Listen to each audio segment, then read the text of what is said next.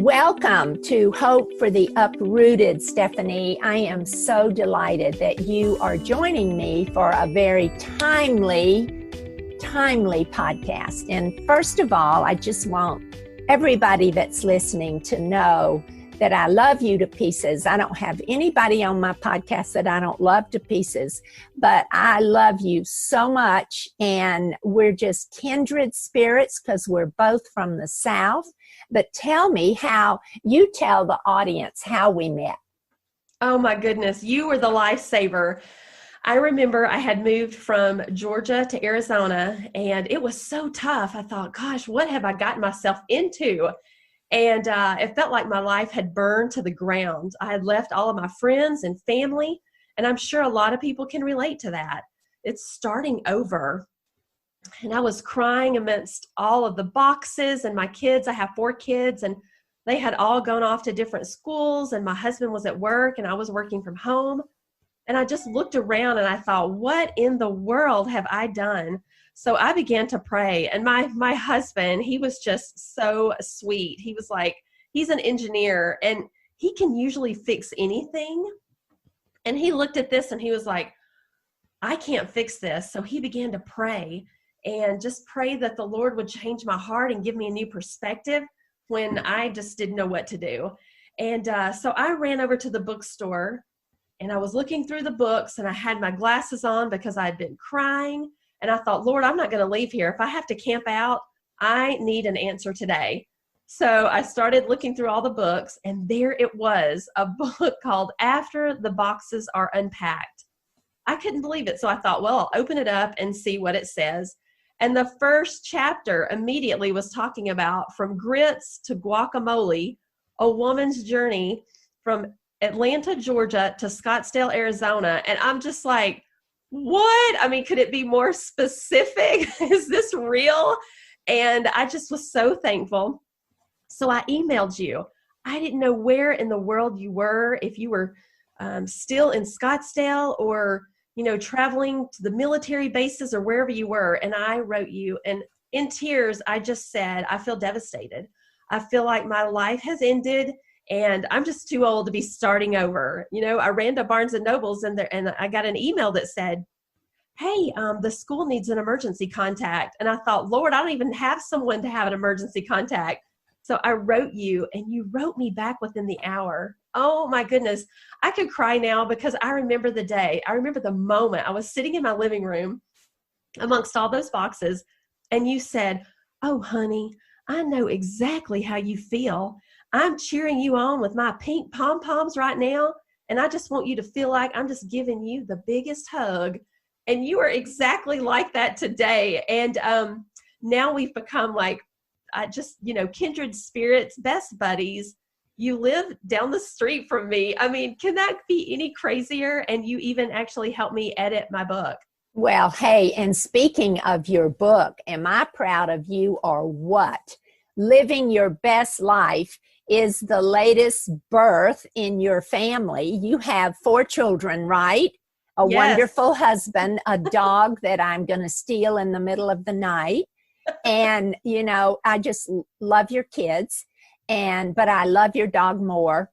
But living your best life, oh my gosh, it is for working moms, stay-at-home moms. But let me tell you, when I went through it, you're dealing with things that I go through. I mean, things that any woman goes through, because we all have fear and doubt and we lose our sense of self and, are we doing the right thing and who are we? And boy, I tell you, you nail it in your book. Just nail it. And I want you to take some of those principles from that book, which is available, by the way, where all books are sold. All books are sold, just like this podcast will be available wherever you listen to your podcast.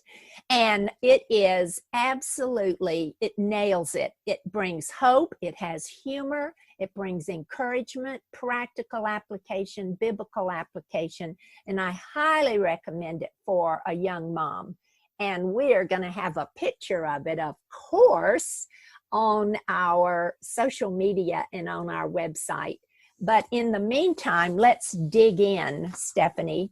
And I want you to just kind of brushstroke what we're going to talk about today. Oh, this is so exciting. So what's interesting about this is during quarantine, we may feel like, we're isolated and overwhelmed and stressed. And when I wrote this book, Living Your Best Life, I wanted to remind moms that it's not about having a perfect life. It's not about having a life that's all wrapped in a nice little bow, but rather it's meant to embrace the mess, to look for the ooey gooey goodness along the journey. So there will always be bills to pay. There will always be dishes to wash, a lawn to mow, and Lord knows we cannot outrun the laundry, right? But right. The lesson is life is not perfect. It's just maintenance. And I know sometimes, this quarantine, it feels different to everyone. Some might have a job that hasn't changed and they're working from home and they're just humming along, right? And then others, they've had pay cuts or a job loss. Some are empty nesters and they don't have anyone at home, while another mom has all these littles at home or even a special needs child. And wow, man, are they being tested on different levels. And we forget that, don't we, Stephanie? In our busy world, a lot of times we're caught up with ourselves and we forget that there are a lot of people out there struggling during this pandemic. Absolutely. We're all in this together, but we're experiencing it differently. So, life is meant to ebb and flow. It's not meant to be stagnant. It's not meant to feel like it's a standstill. And oftentimes we might feel like, this is a waiting place or it's wasted space. Like, what's happening here? Well, there's such uncertainty. What will the economy look like? What will life look like when it opens back up? And there's a lot of pressure of finances and kids and laundry and bad nails. Oh my goodness. Don't even get me started on my roots. Woohoo! I look like the Wicked Witch from the West. So that goes unsaid. But I know that you have, you're discussing the problem, but you also have some solutions, a gift you've broken it down from the problem to the gift to the revelation. And then you're going to end with giving us 5 steps to keeping your sanity during this quarantine, this isolation time. Dig in, Stephanie. Tell us about it. Okay, well, the gift is quarantine because it's really given us a chance to insert ourselves into the lives of our family members. Spend time on the floor playing Legos and puzzles with the littles or after dinner walks with the kids. I know I have a son that's leaving for college soon, and I was trying to insert myself into his life, like Thursday night dinner. And now we have so much more time together. It's a chance to reorganize your budget. I know for me, I was able to look at some things and go, oh my gosh, I have these memberships that I didn't need anymore. So I was able to hone down some of those, some of the finances. Also, I'm able to look back and go, I have friends who've started a new business out of necessity, like their old business, they lost it, and now they're creating something else. And so there's a lot of goodness. It's the quarantine can be a gift if we really look at it. There is a silver lining in everything. Well, and I love what you say, and you always have. One of the things I love about your book is you have such great one-liners. But I love where you say we can't always change the situation, but we can adjust our perspective. So what you've done is showed us how this isolation and this distancing can be a gift in a lot of ways. And what's the revelation about it all? Well, it's amazing how resilient we can be. The revelation is don't allow the to-do list to become your boss, because really spending time with humans has no box to check. It feels like maybe we're in a waiting place and this time is wasted, but it's not. There is such strength in the struggle. We are such resilient people. I know sometimes, have you looked in like a national park? It might be on fire from, say, a lightning strike, and we're thinking there is devastation here. But in the fire, those pine cones open up in the heat of it, and the seeds spread, and new growth occurs. So we're like that too. Just remember, there is strength in the struggle, and life will not be perfect. It's just maintenance. Oh, I love that. I love it. Such a visual person. I just love that. Give us, and you've got a focus group too, right? Yes, I have lots of friends, actually a lot of them from your Just Moved Ministries, your organization, a lot of friends that I've met. And that, of course, it gives you an opportunity to keep your finger on the pulse of moms, as well as how applicable what you write about and speak about applies to this pandemic. Tell us about some ways to let off steam. Oh my gosh. And this will include me, I know. Absolutely. We've just got to remember Ephesians 2:10 says that God created us as a masterpiece to do great things. He didn't say, oh, you're okay or you'll do. He said you are a masterpiece. And so I know this time is tough right now, but I met with all those women. I've focus grouped so many of my friends, and this is what we came up with. Number one, sit in the car alone, get away from the kids. And maybe you're in the house by yourself and you're an empty nester, but listen to music. Really when you have a new attitude, it creates a new mood. So get in there and sing and laugh and dance and make yourself feel heard. Absolutely. I mean, yeah. And that's huge, is when you feel better, when you just kind of get rid of all of those pressure cooker feelings, you really do feel like a new woman. A release, right? Absolutely. And the second one is FaceTime a friend. It's important to actually see them face to face. I've had some friends that I would text them and they just didn't sound like they were themselves. So I called them and they would be like, oh, I was full of anxiety or fear. And then once we began to FaceTime a friend, oh my goodness, we were sharing war stories and laughing and crying and laughing again. And then in the end, it's like, what is life, without community and connection? Oh, yeah. That's one of my mantras in life. It's all about building community and connection. And you are so right. FaceTime, even a phone. Listen, I've been on the phone more the last month than I have in years, because we always text, email. But yes, that connection, the voice, the face, it's huge. Yeah, even with you and I right now, I mean, we were just going to do audio, but now that I can look at your face, I'm like, why not? This is a great conversation with a friend. Let's do it. Totally. Okay, I'm excited. Keep going. Okay, number 3, give yourself grace. Right now we're teaching the kids, and at school they have a teacher and a cafeteria worker, a PE coach.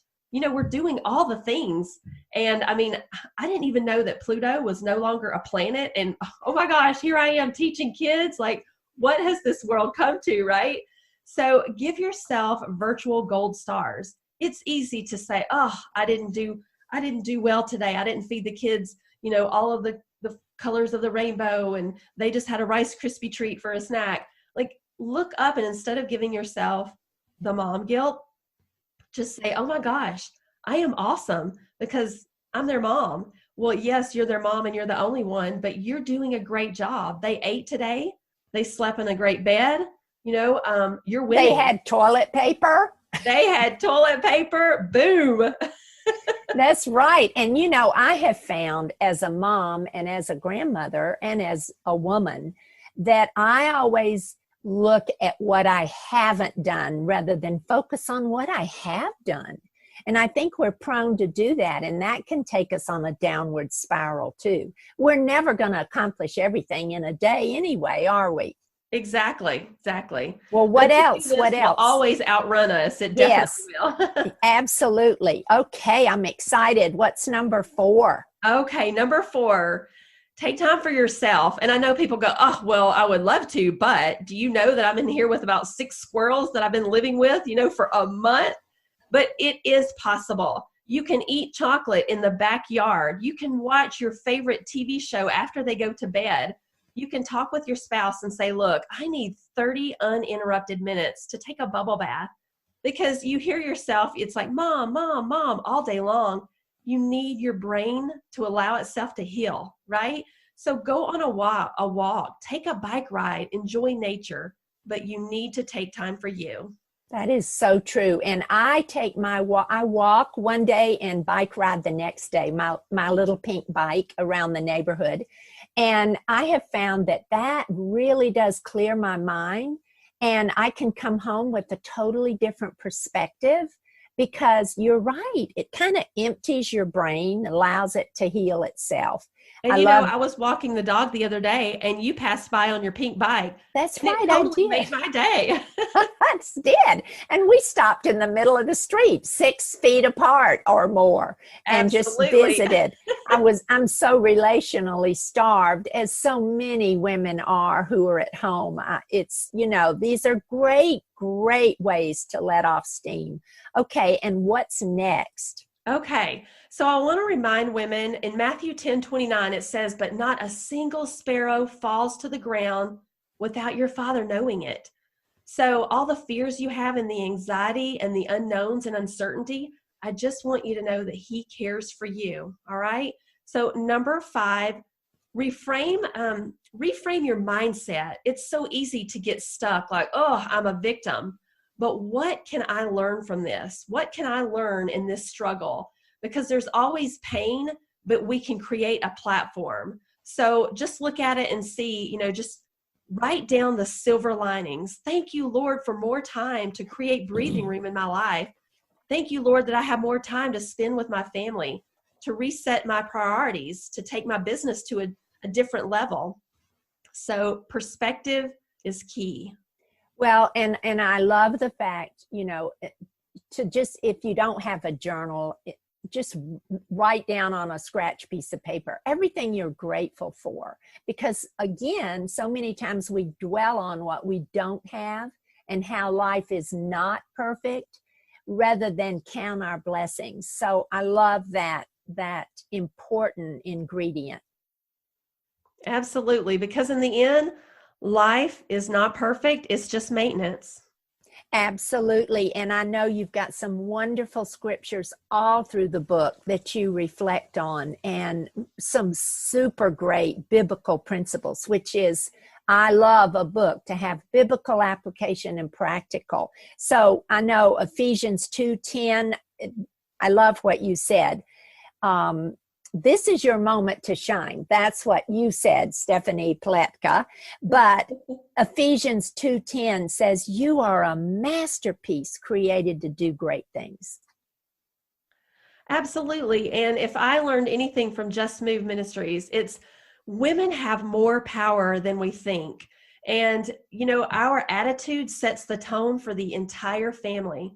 So however we feel, however we're acting, it's being placed on them. And their little minds are doing the same thing. So if we say, oh, the sky is blue today, it's gorgeous, or the sky is falling, they're going to act the same way. So create the tone. You have the power to be the decider of how your life is going to run and what your family will look like. And share with us Galatians 6:9, where you've really made that key, I think. Let us not become weary in doing good, for you will reap a harvest of blessings if you don't give up. And that is key, because I love, again, your one line, goodness is on the other side of perseverance. Yes, goodness is on the other side of perseverance. If we don't give up, the Lord says, if you keep going, don't give up, because there's goodness on the other side. Where you went in this book, what is amazing is how God has used this book, not when everything is normal in our lives, but chaotic and undefined. But now, in the middle of this pandemic, Stephanie, you have really resonated with the young mom at home. And there's so many applications we can pull from this book. And of course, I know you speak to young moms, you speak all over, and, write, and you're so into social media. Tell us how, if someone wants to contact you, how do they contact you? Yes. So Stephanie Pletka, Pletka. So at Stephanie Pletka is where you can find me on all social media. StephaniePletka.com, the website, and you can purchase my book where all books are sold. And I just want to remind women, you know, it says in the word, I can do all things through Christ who gives me strength. And that's not, I can do all things through Stephanie or Susan. We have to remember that the one who is in control is the Creator who made us. Thank you, Stephanie, for being my special guest today and for taking time in the midst of chaos right now in your home. What's going on right now in your home? Oh my goodness. Well, I have 4 kids, and they range from high school to elementary school, and one leaves for college soon.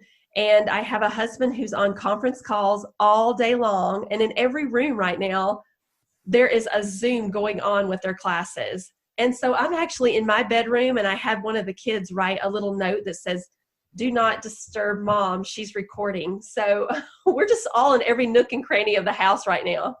Well, I am delighted that you joined me today, and thank you for listening to Hope for the Uprooted. This is Susan Miller. I'm so glad you joined me. You know how I love the pleasure of your company, and love the fact that I think, gosh, there's one person listening. Oh, well, then it's all going to be okay.